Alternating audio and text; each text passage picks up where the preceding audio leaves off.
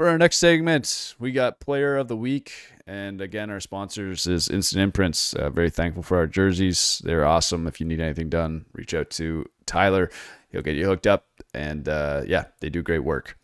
Also, just so you know, we're going off Sports Physio.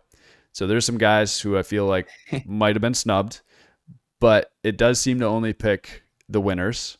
And I kind of You like got to be that. on the winning team. You got to be on the winning team. I think to set the tone for player of the week, you got to be on the winning team. You got to get the dub. You could have a crazy stat line, but at the end of the day, you do need to be that guy. You got to get the win. I think that's fair. I think it's fair. So we had Keegan Thier, 24 points, 8 rebounds. Great offensive player for Team Alex. Huge in the first half.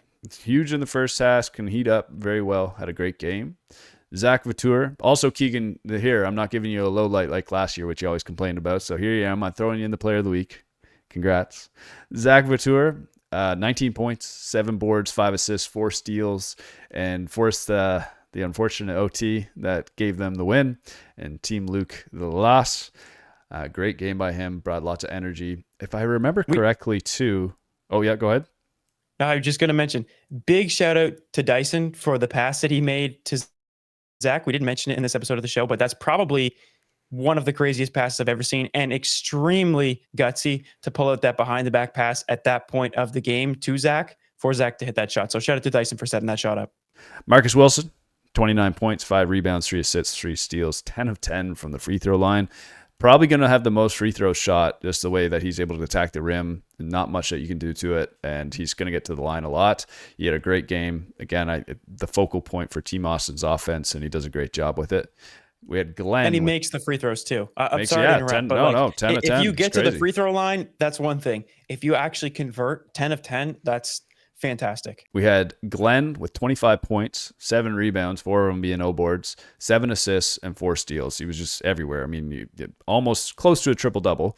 I think our only player this week that was close to that triple-double. And adding in 4 steals, he just makes all the right plays. He always has. He's a great player to watch, fundamental basketball. I think he did a great job for them. What's your thoughts on it really quick? No, they picked up the win. I think Glenn is a hooper's hooper. Everybody loves to play with him. Everybody loves to watch him play. He's efficient. He knows when to make a pass, and he can be the number one guy on a team. I think he just proved that in that game there. So I look forward to watching him for the rest of the season.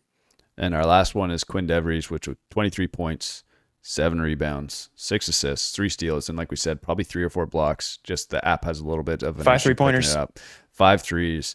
Incredible game, was everywhere. He's just moving, always keeping offenses having to be careful when you're driving against them, and defenses are always having to watch him on the back door.